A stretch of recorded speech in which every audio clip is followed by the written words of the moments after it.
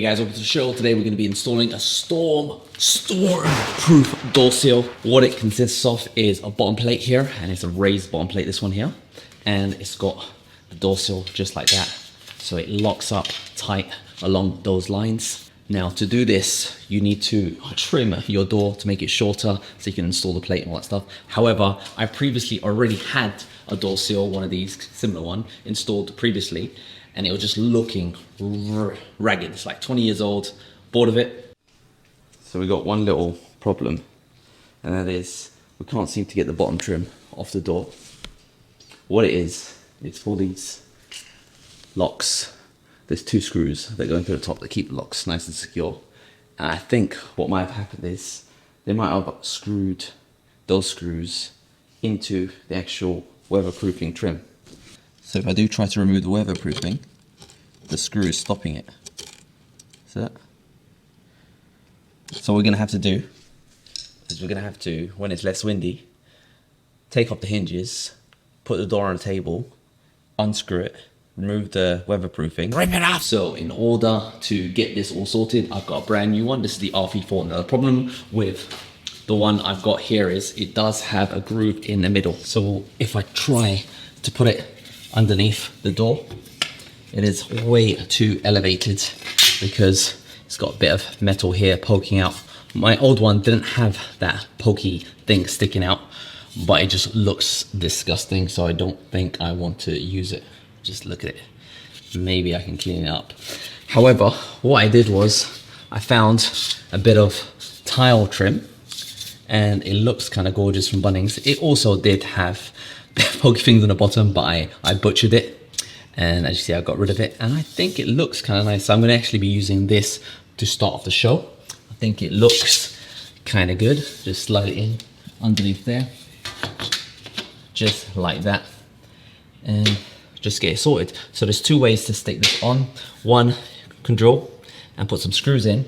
However, I think it'll probably look nicer if I just put some silicone underneath and just lock it into position. But one thing I need to do before I get started is I want to just drill a hole there so my latch here at the bottom can lock into place. So let's mark this point here, drill a hole, and then silicone this down. For this cutting into metal, I'm using some high-speed steel. Should be good. I'm hoping for a nice clean cut. I'm actually going to start with a size 7. I think my bolt size is 8, but I'm going to start with 7, see if I can make it perfect. And if it is perfect, then I'll just widen it slightly, or if it isn't perfect, I'll have a little bit of a millimeter gap so I can move it into the correct position. So I probably did overshoot the mark. I think I went south a bit too much, but it looks all right, that hole. I think it needs to be a titch bigger. Let's see, almost just a little titch to the right.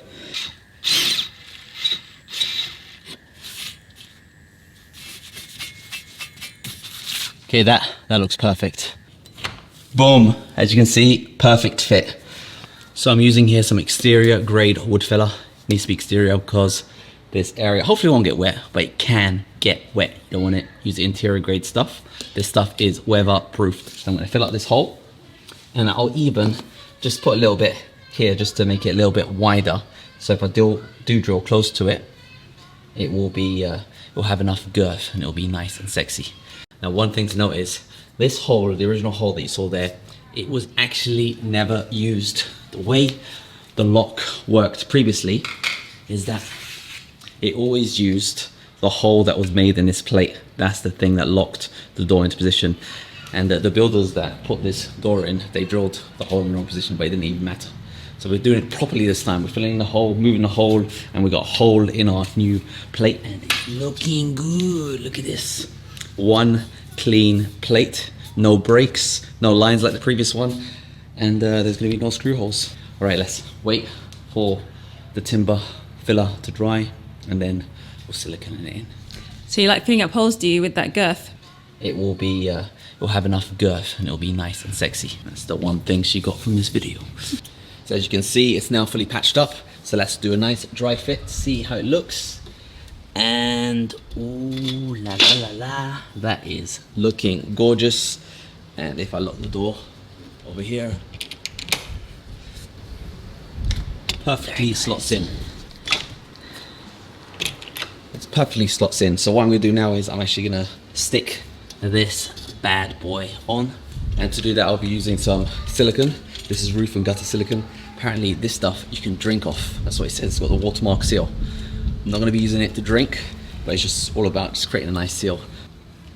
You don't even need to use this much, but I guess because it's gonna be part of the door, it's good to use some. And the only issue with using a lot of it, when it comes to taking off, it's gonna be hard. Nice, thick bead, right there. And when you stop, what you should do is just release the pressure gauge right here, so it doesn't continue to drip out. Get a bit of tissue, clean off the top, plug in the lid, and it will be nice and protected, so you can use it a bit longer. Now comes the fun stuff, the point of no returning. It takes 72 hours to fully cure, but in about an hour it's going to be very solid, so you got a bit of time to play with it. But for me it's pretty easy because I'm putting it right at the end. I'm not following the instructions, I'm just doing it my own way. I'm just making sure it's 100% on the edge on both sides, just centered, because I've got about 1/2 mil gap in between. And while it's resting there to cure, I'm just going to double check that it's 100% aligned. So while it solidifies here, got some weights. 29, 51. Got a bit of weights just to put it on. Make sure it dries nice and proud. All right, so now the plate is set. What I'm gonna do is put a bit more silicone just on the underside here, just to cover up the lip, to make sure those bugs can't crawl underneath. I'm gonna be trying out White for Life. It says it's good for resisting yellowing, staining, and all that kind of good stuff, because I want it to be white. So what I did is I started taping up the top bit, I'll tape up the bottom bit, and then I'll put a nice bead through, and then seam it through, and hopefully it will look good. I kind of already done it on the other side, I'll show you, just to practice. That's the finish that I got there. So I think we actually did quite a good job. It looks very clean, as you can see there. Maybe a little scuffy over there, maybe I'll go over it quickly, and a little bit more, but it's mostly good. So now it's just time to touch up a little bit and then take off the tape and pray that it still looks good. Next up, we're going to be installing the door seal itself, and I'm just going to dry fit it underneath and measure out the distance. For this kind of double door situation, I'm going to be doing an angle cut so I can cover the lip here around the door. As you can see, it's big here. So let's go ahead, put it underneath and measure it. Now for the cut, I'm going to be using a miter saw. This is really good because I can actually angle it so I can get the nice angle that I want. You can also just use a basic hacksaw or anything like that to just get it going. But since we've got this, I might as well use it. First though, I'm going to get rid of this rubber base because I'm going to cut this one with scissors. And I'm going to line up the angle that I want with a pencil. And I'm also going to give myself a couple of mils of saving grace because I want to test fit a few times. But it's always better to undercut rather than overcut. You can't grow back the material, but you can always trim it back.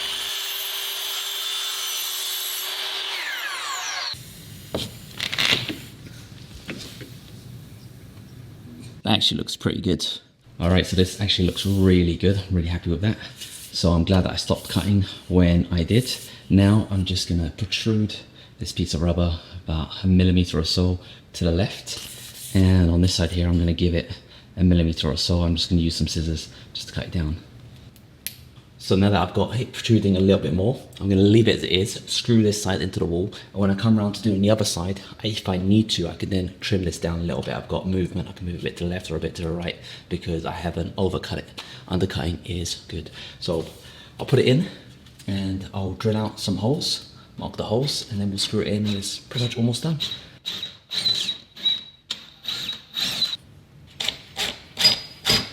Now for the other side over here, I cut it and it looks good.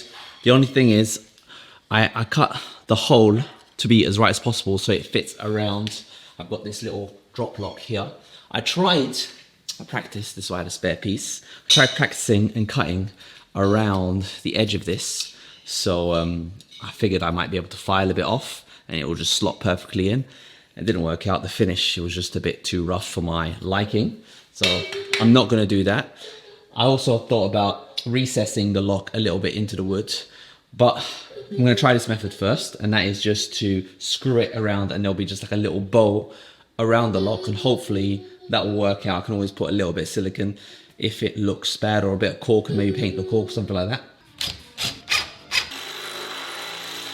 So you just gotta be careful when cutting the underside, because you get through a few lips and you don't want to cut through all of them. So that's probably a bit too small, but I'll see if it will squeeze through. If it squeezes through, we're good. Otherwise, I'll just make it a little bit bigger. Now that the bottom and the front is all good, I'm just gonna add in the back flap, and that gives a little barrier towards the back of the door, just to make sure nothing can creep through around this area here. You could also fill it with silicone if you wanted to, but the back flap also does good measure. So let's just slide that through. So the idea is that it will flap like that, and then the door will be just lodged underneath it, give a nice seal. And around the back here, just using a little blade and just flicking the flap through to the other side.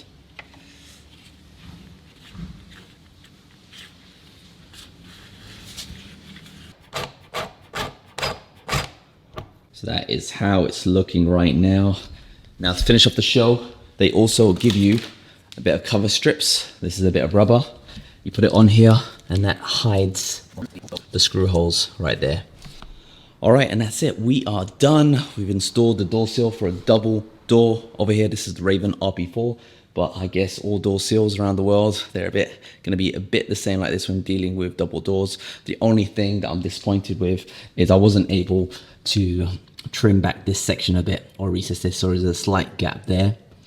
I might just put some white silicone just to hide it, or maybe if you guys know how I can trim off that piece of metal without making it look jaggedy, I want it to look nice and crisp. If you guys have any suggestions, let me know. Otherwise, yeah, I'll just put a bit of silicone there and just hide it, and that'll be good enough. But I'm definitely happy that it covers a lot of the bottom bases. Like, you can't see any bit of light coming through, so I made sure that it's completely tight fit. So I'm happy with that. The only thing left to do is I'm going to install some door weather strip. I'm going to install a weather strip around the edges of the door just to get rid of that bleeding light and between that base. So stay tuned for that. So let me know what kind of door seals you guys are using out there in the world. Hope you found this video useful and enjoyed the show.